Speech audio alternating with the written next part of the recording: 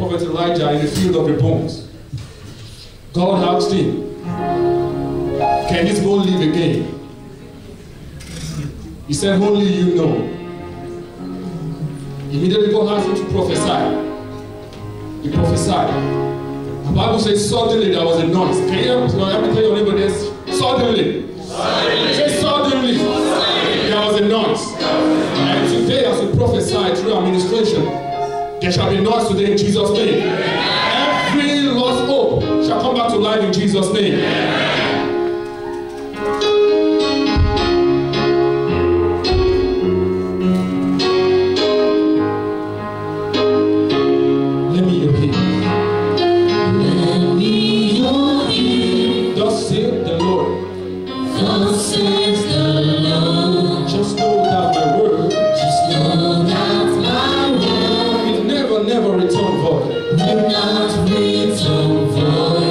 Time has sustained you.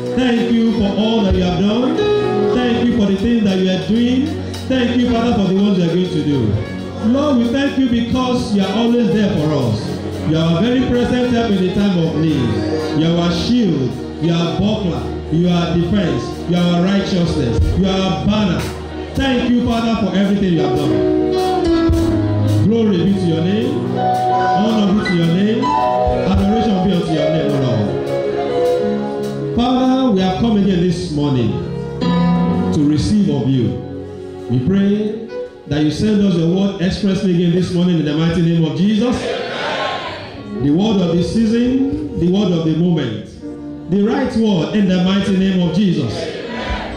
Father, meet everyone at the point of their need by reason of your word today in the mighty name of Jesus. Holy Spirit, thank you for your presence here. Take your place right now. I hide myself behind you. Glorify the Son again in our midst today. Let it be all about you today. Thank you, Jehovah. Blessed be your name, O Lord. For in Jesus' mighty and matchless name we have prayed. Amen. Let somebody shout hallelujah. Hallelujah. Let somebody shout hallelujah. Hallelujah. Before you take your seat this morning, we want to quickly pray. Hallelujah. It's a month of open doors, and I know that every door, it does not matter the material they are made of, it does not matter the source from which they are coming from, they will give way this month in the mighty name of Jesus. They're going to pray and say, Father, are we ready to pray at all? Yes. Say, Father, in the name of Jesus, I command every human or spiritual door on my way to greatness to be opened now. For it is written, lift up your head, O ye gates, and be ye lifted up your everlasting door, that the King of glory may come in. In the mighty name of Jesus, open your mouth and begin to pray. Father, every door, human or spiritual, I command them in the name that's above every name, that they be open right now. In the mighty name of Jesus, because it is written, lift up your head, O ye gate, and be lifted up, ye everlasting door, that the King of glory may come in.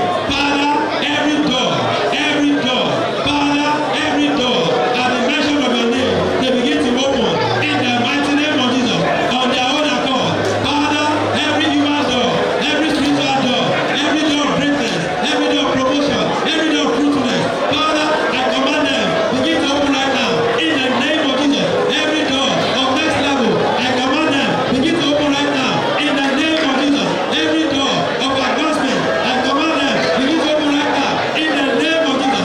Every door of promotion, I command them, begin to open right now, in the name of Jesus. Father, every door, every iron door, every everlasting door, I command them, be open right now, in the name of Jesus. I command you, I speak to you, every door of my way, I command you, be broken down, in the name of Jesus. Be open now, in the name of Jesus. Be open now, in the name of Jesus. Be open now, in the name of Jesus. Thank you, Jehovah. Blessed be your name, Lord. In Jesus' mighty name, we have prayed. As you have declared, so shall it be. In the name of God the Father, and of the Son, and of the Holy Spirit. God bless you. Please be seated. Hallelujah. Help me welcome your neighbor to the right and to the left. Welcome them to church this morning. Welcome them to the house of the Lord. Hallelujah. You are welcome. We are glad to have you in our midst this morning. And it's our prayer that the same God that you have come to see, you will encounter in the name of Jesus. And he will meet you at the very point of your need in the mighty name of Jesus. Amen. This morning we are so privileged to have in our midst our very, very, very, very senior pastors. Amen. Hallelujah. They walked in quietly while the workers' meeting was going on, and I just knew within my spirit that they are very senior people, and of course they just came in quietly and they just sat down there. So this morning we have the honor to have in our midst Pastor and Pastor Mrs. Gumar Idris. Amen. They are the regional pastors of Region 22 in Ondo State. We are welcome. We are glad to have you. You are welcome, sir. You are welcome. Praise the name of the Lord.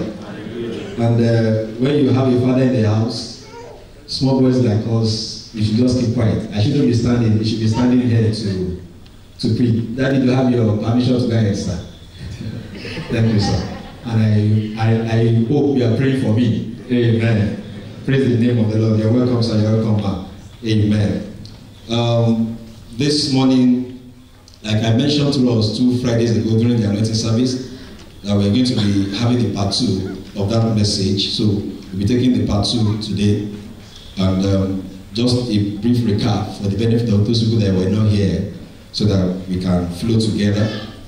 We're talking about, that day we're talking about anointing for divine visitation. And of course, it's a month of open doors now. We are already in May, it's a month of open doors. And you will agree with me that open door is a product of divine visitation. When God visits, doors open. Hallelujah. Why? Because everything belongs to Him. Psalm 24 verse 1 says, the heart is the Lord's, and the fullness thereof, the earth and those that dwell in it. So everything belongs to God, including those doors, including those gates. Amen. In Genesis chapter 18, verse 14, the angel said to Abraham, he said, is there anything too hard for the Lord? So in other words, there is nothing that is impossible with God. Even though, as far as Abraham and Sarah were concerned, their own case was closed. But the angel said to him, he said, is there anything too hard for the Lord? He said, according to the time of life, He will return. Praise the name of the Lord. And of course, in Genesis chapter 21, verse 1 and 2, the Bible says, and the Lord visited Sarah as He had said, and the Lord did unto Sarah as He had spoken. So the womb that was naturally considered to have been shut, the womb that was naturally considered to have been dead, was open. Why? By divine visitation. So that is why I know it does not matter what the devil has said to you. It does not matter what medical report you are carrying. As long as the Lord is alive, that thing is going to give way in the mighty name of Jesus. The report of the Lord is going to stand for you in the mighty name of Jesus. And we actually have about 5 outlines. So we spoke about 2 of them. That we spoke concerning 2 of them the last time. We discussed when does God show up. And we said God show up when you call Him. For example, Jeremiah chapter 33 verse 3. Says, call upon me, and I will answer you, and I will show you great and mighty things which thou knowest not. So when you call upon the Lord is going to answer. And in Isaiah chapter 55 verse 6, He said, call upon the Lord when He is near. He said, seek the Lord when He is near, when He will be found, and call upon Him when He is near. So there's a particular time God is near. But literally God is not, God is, our nearness to God, is a function of where we are standing. Because the Bible says, draw near to me, and I will draw near to you. So if God is far away from you, you are the one that is actually far away from God, not God. Praise the name of the Lord. So God will show up when we are near to Him. Number 2, God will show up according to His own timetable. Ecclesiastes chapter 3 verse 1. Ecclesiastes chapter 3 verse 1 says, to everything there is a season and a time for every purpose under the heaven. And when you go to verse 11, we said He made something beautiful in His own time. Praise the name of the Lord. We are talking about when does God show up. Also, lastly, God shows up at a time of need. God shows up at the time of need. Psalm 46 verse 1 says, God is our refuge, a strength, a very present help in trouble. So when the need arises, God will show up. Also, we spoke about why does God show up. And on the general note, we said God show up to show His love, according to John 3:16. For God so loved the world, that He gave His only begotten Son, that whosoever believeth in Him would not perish. That was the general platform of God's love. Also, God showed forth to show His glory. Remember the story in John chapter 9. The blind man, the man that was born blind from birth. The disciples asked Jesus, said, who sinned? Is it this man or his parents? Jesus said to them, no, not because of his sin or his parents' sin, but that the name of God may be glorified. So God shows up to glorify Himself. Also, God shows up as a reward of service. In Daniel chapter 6 verse 20, the king went to the land and said, oh Daniel, servant of the living God. So the king acknowledged that Daniel was a servant of God. And in the very time of need, God also showed up for Daniel. Also, God showed up, he shows up for the purpose of judgment. While God is attending to your case, he's also attending to those people that are dealing with you. In Genesis chapter 12, he said, I'm going to pass through the land of Egypt and I'm going to judge the gods of the land. And while he was doing that, he was setting his own children free. And we also said that it was the same tree that gave birth to Isaac that also destroyed Sodom and Gomorrah. But the same agent that came to announce that according to the time of life, Isaac was going to be delivered, that was the same angel, the same people that went to destroy Sodom and Gomorrah. So today we are moving on to part 2.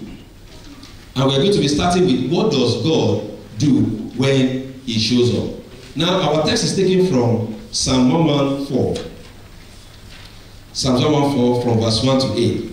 What does God do when he shows up? Very quickly, let's go through the passage. It says, when Israel went out of Egypt, the house of Jacob from a people of strange language.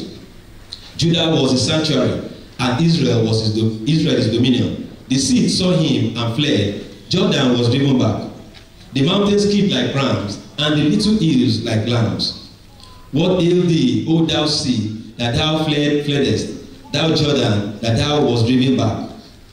Ye mountains, that ye skip like rams, and ye little hills like lambs. Tremble thou heart at the presence of the Lord, at the presence of the God of Jacob.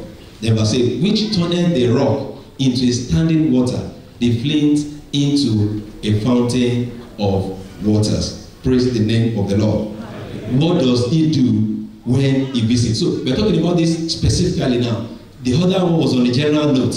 What does God do when he visits? Number one is that he opens doors. In Acts chapter 16 verse 26, the Bible says, and suddenly there was a great earthquake, so that the foundations of the prison were shaking, and immediately all the doors were opened. What happened to all the doors? They were opened, and everyone's band was loose. So when God appears, when God visits, doors open.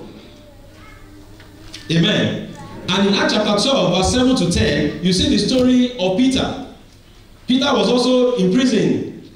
If you read from verse 1, the Bible says Herod had killed James, and he saw that this thing pleased the people. So he went ahead and he took Peter. But the Bible says the church interceded for him. They were praying for him. And suddenly an angel of the Lord appeared. Praise the name of the Lord. So when the angel of the Lord appeared, the door didn't have a choice. That's open. If you read that scripture, when you get to verse 10, the Bible says they got to a iron gate. That the one, they opened the first one, they opened the second one, they got to the one. The iron gate that led into the city, which opened to them of his own accord. The passage that we read, he said the mountains, the sea saw him and fled. He said mountains skipped like rams. Oh Jordan, what made you to draw back? He said it is because of the presence of the Lord. So there is no door that can withstand him. So when the wisdom demands that you make God your ally, because it is not you that the Lord is respecting, it is the one that is behind you that the Lord is respecting. And in Psalm 105 verse 19, the Bible says that until the time his word came, the word of the Lord tried him. In verse 8 it says the king sent for him and loosed him. Talking about Joseph. So the word of the Lord came to him, the word of the Lord tried him, the word of the king came and loosed him. Now when you look at these three scenarios, the three of them, they were in prison. But God attended to their issues differently. So that is why you don't box God in a corner. Because God did settle your friend in a particular way, does not mean that God is also going to settle you in that particular way. And many times that is the issue we have as believers. We actually want to preempt God. That God, the moment I get to Dubai, the first 2 weeks I must get a job. When I get that job, in another 2 weeks, I'm going to send for my wife. She'll come and join me. Then after that, I'll send for my mom. She'll come and join me. After that, I'll send for my dad. She'll come and join me. Everybody will come and join you. And lo and behold, you are 2 months in Dubai, visa is finishing, and there is no job. After all, the person that told you to come to Dubai, he told you that the moment I land there, don't worry, job is waiting for you. And because of that, you are depressed. Peter was in prison, the Lord sent an angel. At the time of Paul, God decided to cause an earthquake.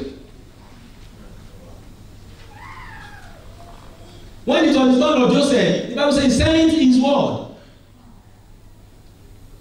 So God can decide to move in any way. That is why he's the Almighty, he's the sovereign God. Nobody questions him, he's unquestionable. But one thing is important. When he visits, doors open. If you are taking anything away from here today, when God visits you, doors must open because those doors cannot stand him. Number 2, what happens when God visits? Your benefactor loses his sleep. In Esther chapter 6 verse 1, the Bible says, on that night the king could not sleep. Why? Because somebody's case was pending. Because God himself had opened the book of remembrance concerning Mordecai. So every force was put under pressure so that they can attend to his case. So when God visits you, the person that is going to help you, the person that God has ordained, that's where you hear things like, in fact, I don't even know why I'm doing this. Ordinarily, I don't do things like this, but it's only for you. You heard our brother's testimony. Of course, the common thing, they will say when you go for interview, Nigerians go, we don't want you. For whatever reason. But someday, the story is going to change. Amen. Someday, the story is going to change. Amen. You know, to the glory of God, he was shortlisted. And he got the job. Praise the name of the Lord. So when God decides you, when God visits you, whoever is supposed to attend to your case, he won't be at rest. He will lose his sleep. Because God has ordained him to do something. God has commanded him to do something. The way God commanded the widow to attend to Elijah. Praise the name of the Lord. Hallelujah. So the book of remembrance was opened concerning Mordecai. And today, the Lord is going to cause the book of remembrance to be opened concerning you in the mighty name of Jesus. That long-awaited husband will show forth in the mighty name of Jesus. He will look for you from wherever he is in the mighty name of Jesus. That helper of destiny will not help, we will not rest until he locates you in the mighty name of Jesus. The third point under what he does when he visits is that he fulfills prophecies. In Genesis chapter 21 verse 1 and 2 that we read earlier, the Bible says, and the Lord visited Sarah as he had said, and the Lord did unto Sarah as he had spoken. For Sarah conceived and bare Abraham a son in his old age, at the set time of which God has spoken to him.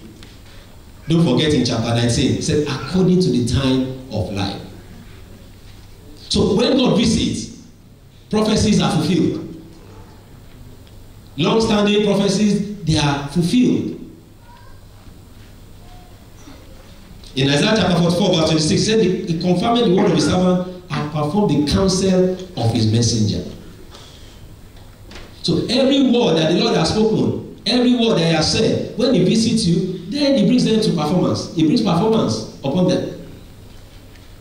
Every prophecy that is hanging on your head, I pray, today I decree that there shall be performance in the mighty name of Jesus. When God visits, he does wonders. In Isaiah chapter 9 verse 6, he says, unto us a child is born, unto us a son is given. He said, and government shall be upon his shoulder, and his name shall be called Wonderful. So when God visits, he does wonders. Because his name is Wonderful. So you don't expect anything short of that. So he does not visit you and just leave you that way. There must be a sign that the Almighty has visited. And the Lord visited Sarah, they said, and he did unto Sarah as he had spoken. That Sarah bore a son. So when God visits you, he doesn't leave you the same way. Things happen. I remember the testimony of one of our sisters here, Sister Jackie, some time ago. She said she came to church that day. It was a Friday. It was a Thanksgiving service. I think that was her first time or so. And we were dancing, okay, thanking God in advance of what God is going to do. And she said, fact, she was so excited when she was sharing the testimony because she had to leave and she sent a voice note. Remember, for some of us, maybe you remember. And she said she was already on overstay. And the person that did her visa came looking for her because she wasn't putting on her phone. The person came to look for her, paid for the overstay, paid for her ticket to go out. That was the greatest miracle of her life. In some other cases, some people will go ahead and blacklist. But the person that did the visa, he came by himself. He paid for the overstay and he gave her money to do visa change or to go to wherever she wants to go to. There was no seat. Somebody said he was not interested in that trip again. The person vacated his seat. She joined the flight or the bus. So that is the wonder of God that we're talking about. When God shows up on your behalf, things are sorted out. Things that men have called impossible, they suddenly become possible. I pray that the Lord is going to attend somebody's case this morning in the mighty name of Jesus. Number 2, how does God visit? We want to talk about the means by which God visits. The number 1 point that we discussed is what does He do when He visits? And we said when He visits, doors open, your benefactor loses his sleep, He fulfills His promises or His prophecies, and He does wonders. So number 2 is how does God visit? We'll talk about the means by which God visits. Number 1 is through the ministry of the word. In Psalm 107 verse 20, Psalm 107 verse 20, the Bible says He sent His word and healed them and delivered them from their destructions. So there's a word for that situation. There's a word for that particular challenge. Hallelujah. God has a word for that particular situation. He sent His word and healed them and delivered them from their destruction. In Psalm 119 verse 105, the Bible says, Thy word is lamp unto my feet and light unto my path. I told you before, lamp unto my feet is talking about now. The word is ready to guide us now. He's talking to you. He wants to tell you where you're going to put your next step. And light unto my path, the future. Hallelujah. So there's a word concerning every situation. There's a word concerning every phase of your life. There's a word concerning every junction of your life. And when He wants to visit, He will always send His word. And that's why it's a terrible thing if God is not speaking to you.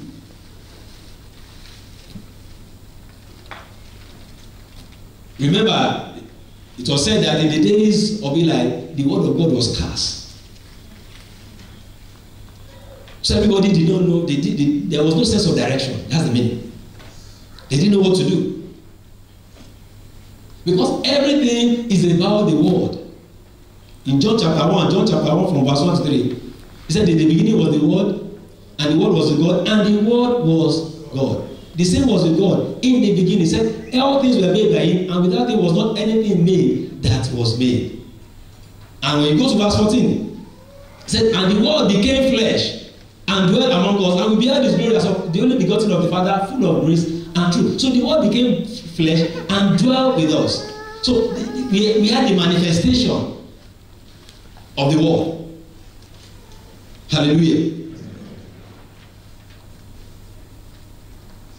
So when the word of God is cast, that means there is no direction. That's the meaning. Your word is light unto my feet and lamp unto my path, so that I won't miss my step, so that I don't fall into the ditch. All the way, you are guiding me all the way, all through. That's the meaning. The second point here is He guides us or He visits through material vessels. For example, anointing oil. In 1 Samuel chapter 16 verse 13, we see the story of David when he was anointed. And the Bible says the Spirit of the Lord came upon him from that day. The Bible says then Samuel took the horn of oil and anointed him in the midst of his brethren, and the Spirit of the Lord came upon David from that day forward, and so Samuel rose up and went to Ramah. From that day the Spirit of the Lord came upon him. and he began to do exploits. And the next chapter, he brought down the head of Goliath. Why? Because he had been anointed. Number 2, another material vessel is mantle. In Acts chapter 19, verse 12, the Bible says aprons and handkerchiefs were taken from the body of Paul, and they were taken to the sea so that they can be healed. So it was a point of contact for the anointing to be transmitted. It was a point of contact for the impact of God, to be upon those lives. And number 3, through angelic visitations. How does God visit? He visits through the ministry of the word, 2, through material vessels. Number 3, through angelic visitation. In Hebrews chapter 1 verse 14, the Bible says, are they not ministering spirits sent forth to minister to them that are heirs of salvation? So angels are there to attend to us. The Bible calls them ministry spirits. They are servants to us. And that is why it is wrong to pray to an angel. You don't pray to an angel. It does not matter how big. If you are born in a palace, for example, it does not matter how big or how massive the head or the assistant that they have attached to you is. Do you bow down and worship him? No. As a matter of fact, he's so big, he's so massive because of the assignment that he has to do. That's why he's there. Amen. It's like a bodyguard. Or have you ever seen a boss worshiping his own bodyguard? No. So they are sent forth to minister to them that are heirs of salvation. And who are the heirs of salvation? You and I. So God ministers to us through angelic visitation. In Acts chapter 12 verse 7 that we read, Peter was delivered on the account of an angelic visitation. The angel showed up, and that was there was that light shine at the appearance of the angel. The Bible tells us in Psalm 91 that he will give his angels charge over you. So they are there to attend to you. They are there to minister to you. They are there waiting for your instructions. And that's one of the reasons you mind what you say with your mouth as a believer, as a child of God. Because when you say things that you are not supposed to say, then they can still go ahead and execute on your behalf. That's why the Bible said, never say before an angel that was an error. Because before you undo it, you will have carried out the assignment. And of course, you know that what an individual cannot do, an angel will do in seconds. In one night, an angel killed 180,000 people. One night. Praise the name of the Lord. So they are there to minister to us. In Daniel chapter 6 verse 22, Daniel said, my God has sent his angel and he has shut the lion's mouth. So it was an angel that the Lord sent to arrest the situation concerning Daniel. And that was why those lions couldn't hurt him. Why? Because they received an instruction. This one is a no-no. If you eat it, you're in trouble. So angels are there to minister to us. They are there as our servant, like I said. They are waiting on us. When you go to a restaurant, the people they call waiter, they are there waiting for the next instruction. So if you are not engaging them, then it's up to you. It's not God's fault. Then it is your fault. Amen. Then the last one, through human vessels, talking about God's servant. In Jeremiah chapter 3 verse 15, the Bible says, and I will give you pastors according to my heart, which shall feed you with knowledge and understanding. May you not be an orphan in the mighty name of Jesus. Amen. He said, I will give you pastors according to my heart. So God guides us through human vessels, through the one that he has placed ahead of us, so that he can give us instructions per time. He said, so that he can feed you with knowledge and understanding. Just a counsel. And of course, course, we know we are in the days of things that are happening now. The days of social media. As long as somebody has enough money to buy data, he can go online and start saying whatever he wants to say. And start insulting whoever he wants to insult. You know? And someone will say, yeah, what he's saying is true. They didn't know that this person is going down and is just looking for people that will take along. I pray you will not find yourself in such a situation in the mighty name of Jesus. In Luke chapter 4, verse 25 to 27, the Bible says, Jesus said that there were many widows, but God sent Elijah to the widow of Zarephath. There were many widows in Israel. He said there were many lepers in Israel, but God sent Elisha to Naaman, a Syrian. So there's somebody God has sent to you part time. So whether you receive him or not depends on you. It's up to you. And of course you know that Naaman almost missed it. He almost missed it. Because he said, I thought this man will come out and he will lift his hand and he will wave his hand to the Lord his God and he will touch the leprosy and the leprosy will go. If it is that easy, why can't you touch the leprosy yourself and let the leprosy go? You know? Because God has ordained. The same way he sent Elijah to the widow. It is for the sustenance of the widow. That's the truth. If the widow was not going to cooperate, then God will have made another provision for Elijah. That's the truth. Because the brook dried up, and he said, okay, now that the brook has dried up, then go to Sidon. Go to Zarephath. I've commanded the widow to attend to you there. You know? So there's an instruction per time for us. It is not up to us whether we yield to it or not. And in Acts chapter 10, verse 38, the Bible says how God anointed Jesus of Nazareth with the Holy Ghost and with power, who went about doing good, healing all that were oppressed of the devil. Why? Because God was with him. He went about. God anointed Jesus of Nazareth with Holy Ghost and with power. And he did what? He went about doing good. So it wasn't meant for him. And the Bible says he wept over Jerusalem because they did not know their day of visitation. In Matthew chapter 13 verse 59 also, he said he couldn't do so much in the land because of their unbelief. And this is somebody that God has anointed with Holy Ghost and with power, so that he should go about. But because they will not receive him, and that's why he said a prophet is without honor in his own town. So what are you doing with the one that God has, appointed for you?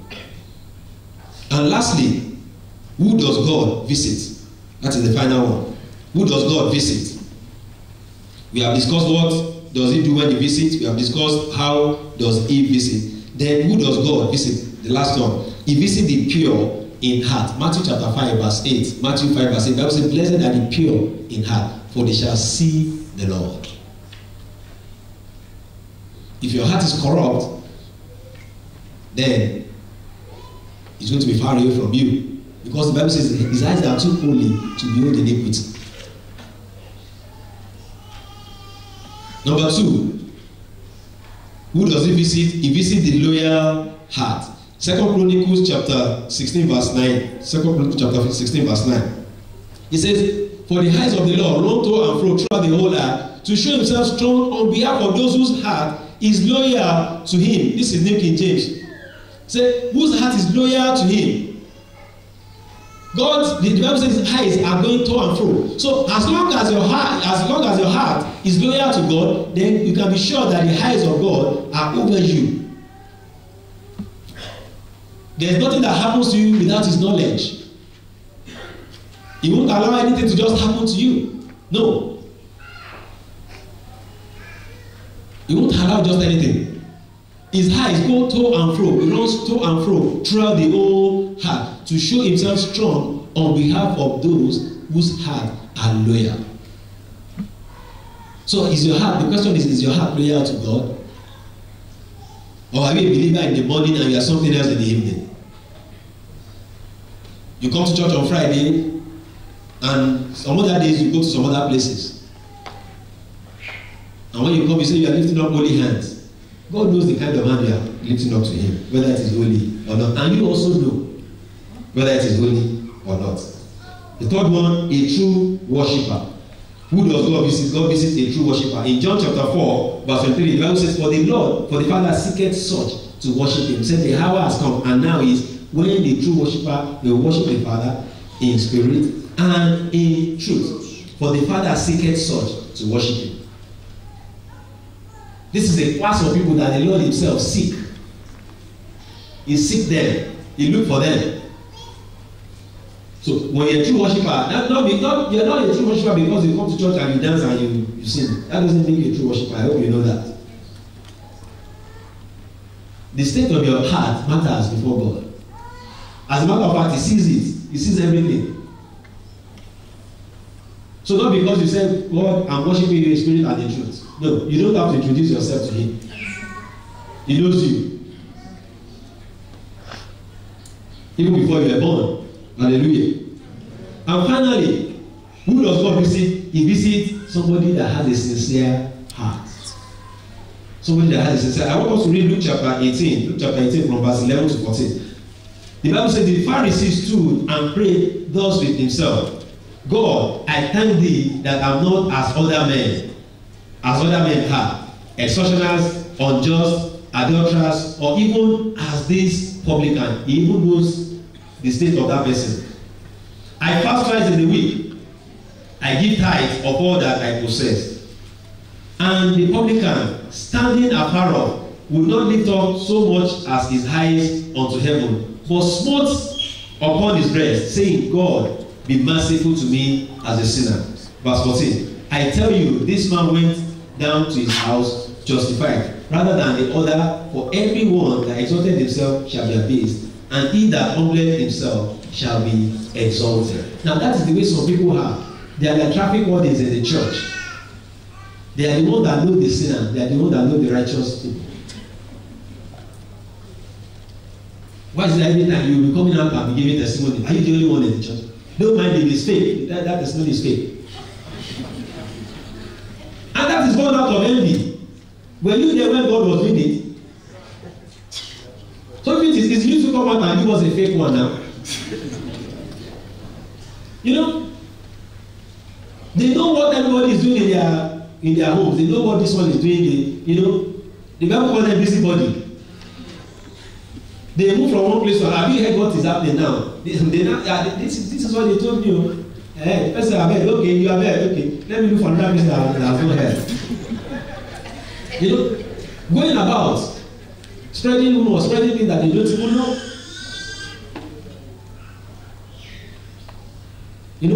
He said, I'm not like this man. I'm not like this publican. I do everything that you ask me to do. And the Bible said, this other one went home justified.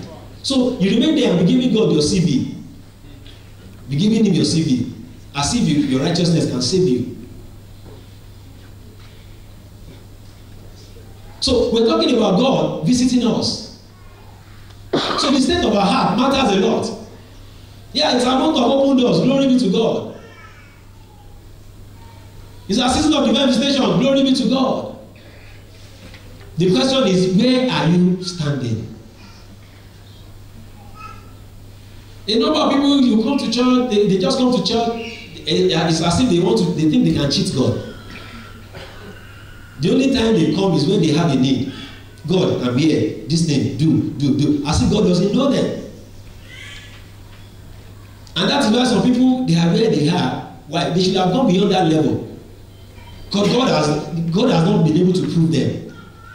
And he knows that if I should settle this person beyond this particular level, this person will go ahead and destroy himself. Because that may even be the last time you are going to see the person in church. Pastor, you know now, business is doing well now. So, in fact, I just have to move from one place to another, from this place to that. And is it the fault of God that He blessed you? Why did we see in church? Is this my baby? Since the time she came like this, in fact, I don't sleep again at night. And, I just have to stay back and, have some rest. Okay. When God didn't give you that baby, what were you doing? The Bible says the blessings of the Lord make rich and have no sorrow. God will not give you anything that will keep you away from his presence. In fact, as a matter of fact, that should be part of our prayers. That the level that you are going to take me to, Father, that I will be finding excuses. Lord, never take me to that level. The money that you will give me, some of us we may not have the boldness to pray that prayer. That the money that you are going to give me, that will shift my focus from you. Father, don't ever give me. Because the truth is, everything ends here. Everything ends here. Whatever it is that we want to become. The truth is, yeah, the Bible says every good gift and every perfect gift they come from above. From the Father of light, with whom there is no variableness or shadow of turning. James chapter 1 verse 17. Every good gift, every perfect gift, they come from him. Yes, but those good gifts and those perfect gifts, they are not supposed to turn your focus from him. Because he's the giver of those gifts. And in any case, you don't even know where he's taking you to. Maybe you are going to level 100, and now you are just on level 2 or level 3, and now nobody can talk to you again. And God said, okay, don't worry. Angel Michael, don't bother to open the next phase. Just leave him at that level. So that he won't destroy himself. I pray that the Lord will give us understanding in the mighty name of Jesus. Are there any sincere, do we have sincere people in the house this morning? Rise on your feet. Let's shout hallelujah. Shall we rise on our feet as we talk to God? Amen. The Bible says righteousness exalts a nation and sin is a reproach to many people. In Psalm 1 verse 1 to 3, the Bible says, blessed is the man that walketh under the counsel of the ungodly, nor stand in the way of sinners, nor sit in the seat of discomfort. But his delight is in the Lord, and his law he meditates day and night. So there is a particular level God expects us to operate as children of God. Everything that we need, God is aware of them. We need to leave the level of God, give me, to the level of God, I want to please you. And the truth is, when we get to this level, certain things will fall in place on their own accord. I tell you, when you do what you're supposed to do, God is a God of principles. When you do what you're supposed to do, God is a covenant-keeping God. He will always keep his own side of. Let's just check through our lives. At any point in time, something has gone wrong. Let's check what's happened. You discover that God has always been faithful. If there's any issue, that issue must have been with us. Bow down your head and talk to God. I want to give an opportunity to some of us here this morning that may not have had any relationship with God before. You want to give your life to Jesus. The Bible talks about a sincere heart. Now that publican, he knew that he was a sinner, and he owned up to God that God, you know me, you know my state. I have not come to prove anything to you. And the good news is that the Bible says he went home justified. At a particular time in the life of the prodigal son, he said, I will arise and I will go to my father. He made up his mind that enough is enough. So maybe you are here this morning, you want to give your life to Jesus, you want to hand over your life to Jesus, you want to be sincere. You want him to justify you. You want him to justify you. I'd like to pray for you this morning. Can I just see your hand up very quickly? You want to give your life to Jesus? God bless you. God bless you. God bless you. It's a decision that you need to make. We are talking about people that are going to be sincere with God or with yourself first. And those are the people that the Lord will show himself mighty on their behalf. So you want to give your life to Jesus. You want God to take over the driver's seat of your life. I want to pray for you. And also, another category of people that I'd like to pray for, maybe you've had a relationship with God in the past and somehow you went back, just like the prodigal son, you went to a far country, you went to another place, you started doing things that you are not supposed to do. But suddenly you realize that you have been cheating yourself. You realize that there is no true God apart from this living God. I also like to pray for you. Can I also see your hand up very quickly also? You want to rededicate your life to Jesus? Can I see your hand up? God bless you for those hands. God bless you for those hands. If you have been given a card, lift those cards up and put your other hand on your chest. I want to pray with you. And maybe you are also there. You are not sure where you stand. Something is telling you they are talking about you. Something else is telling you don't mind them. The Bible says if we are children of God, the Spirit bears us witness. So if you are not sure, that means you are not. And maybe you also have a habit in your life that you want God to destroy. Today marks the end of such in the mighty name of Jesus. So I want you to also lift up your hands so that I can pray for you. We can pray together before we do the general prayer. Until we settle this one, the next prayer is of no use as far as those people that are not born again is concerned. God bless you for those hands. Now, as you are lifting up your hand and putting one on your other hand on your chest, say these words after me. Lord Jesus, come into my life today. I accept you as my Lord and my Savior. Please forgive my sins. Please write my name in the book of life. From today, I will serve you till the end of time. In Jesus' name, amen. If you pray that prayer, can you please come to the fore very quickly so that I can pray with you? Take a step of faith. Please come very quickly. There's nothing to be ashamed of. That is the greatest miracle that can happen to any man. For you to come in here, condemn, and go back home justified. God bless you, church. Let's put our hands together as they come. We are clapping for the Almighty. As you are clapping, the Lord is saving. God bless you. God bless you. Let's keep clapping for them as they come. And maybe you are still out there, you are still struggling. You can join them as we pray. This is the greatest miracle that can happen to any man. Father, in the mighty name of Jesus, we thank you, we bless your name, we appreciate you because you are a faithful God. You said in your word that there is nobody that comes to you that you cast away.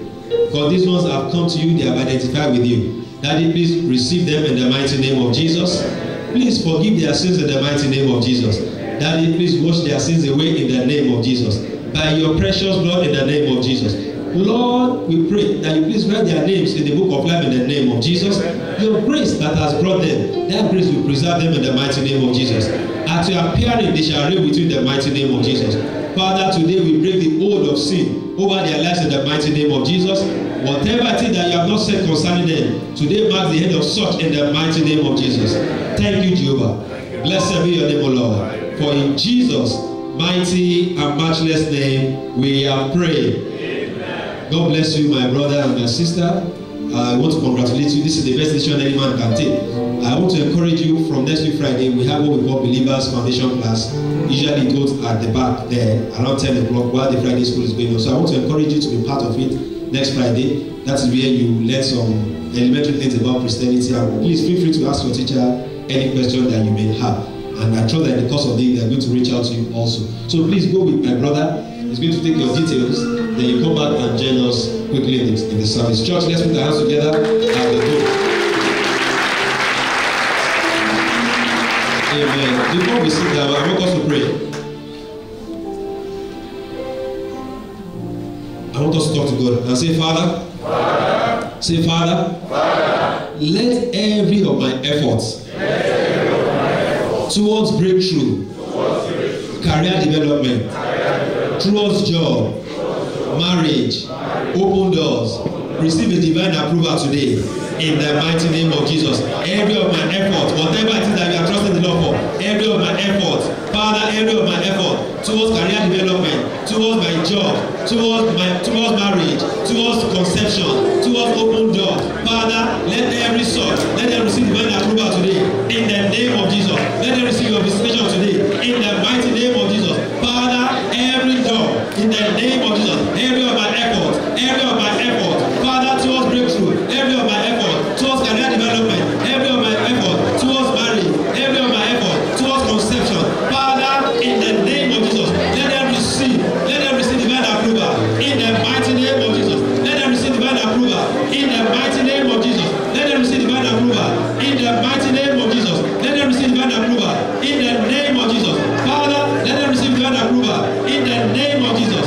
Father, let them receive divine approval in the mighty name of Jesus. Every of my effort, every move, every effort, oh Lord, Father, let them receive divine approval today in the name of Jesus. You said you have not called this of Jacob to seek you in vain. Father, I will not seek you in vain.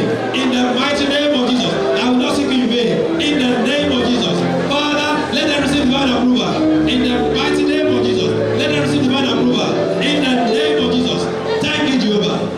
Blessed be your name, O Lord. In Jesus' mighty name, we are praying. While we are still standing, I want to invite Daddy to pronounce the blessing upon us. Daddy.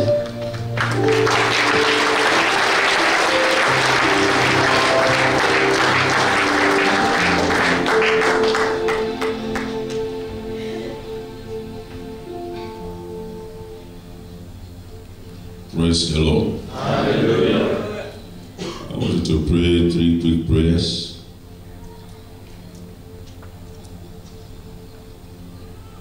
In 1 Chronicles chapter 4 verses 9 and 10 is the story of a young man called Jabez. For a very long time in his life, most of his very active years, he couldn't locate his glory. I want you to pray today and say, Father, in the name of Jesus, wherever my glory has been placed, because of the service of today, please recover it for me. Open your mouth and pray. Wherever my glory has been taken, wherever my glory has been hidden, Lord, today recover it for me.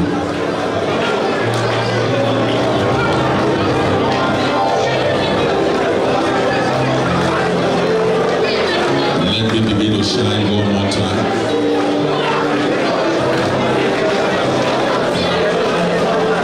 In Jesus' mighty name we have prayed. Second prayer is from the life of a young man called Isaac. Things were difficult. Everybody was running away and he was also on his way out. But God said to him, there's a covenant speaking for you even before you were born. Sit down here in this land, I'm going to bless you. And the Bible says in that same year, God so blessed him. He became great. He waxed strong. He moved upward and forward. That is the prayer you are praying for yourself now. Say, Father, in the name of Jesus, move me upward and forward in my career, in my family, in my business. I refuse to be stagnant. Pray in Jesus' name. Move me upward and forward. I will not be stagnant.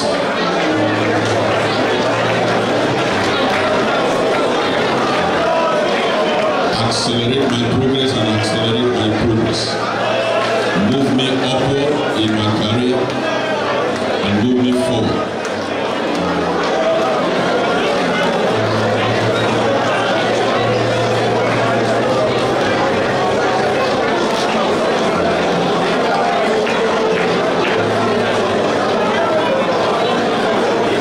In Jesus' mighty name we have prayed.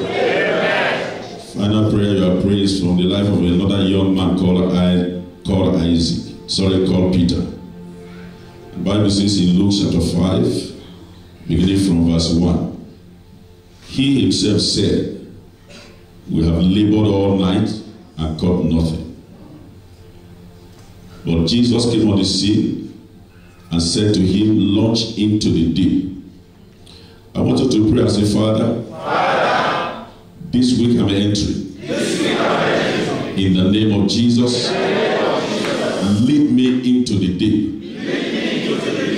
Open your mouth and pray. For you need divine direction. Lead me into the deep. For my inheritance, for my possession. Direct my paths and order my footsteps.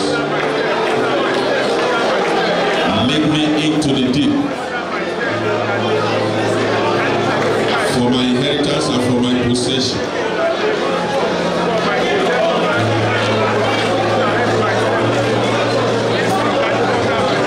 In Jesus' mighty name we have prayed. Precious Father, we thank you. We bless your holy name. Thank you for your word that has come to us expressly this morning. Lord, we ask that in your mercy you will help us individually and collectively that these words be mixed with faith in our hearts. Amen. That they will produce results. Amen. And make our lives better. Amen. In the name of Jesus. Amen. I pray for your son you have used mightily this morning to bring your word to us.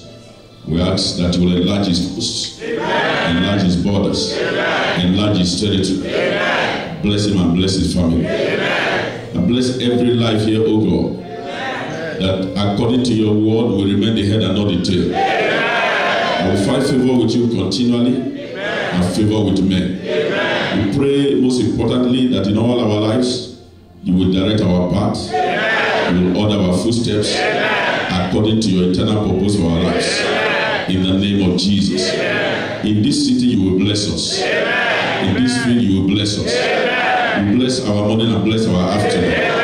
Bless our evening. Bless the work of our hands.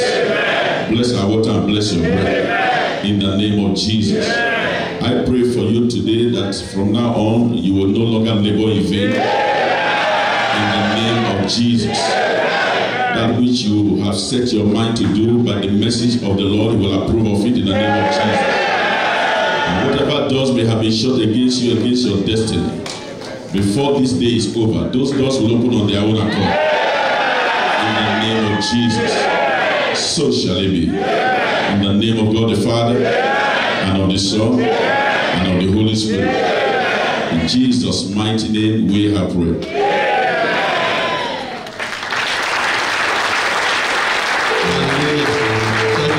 Please be seated.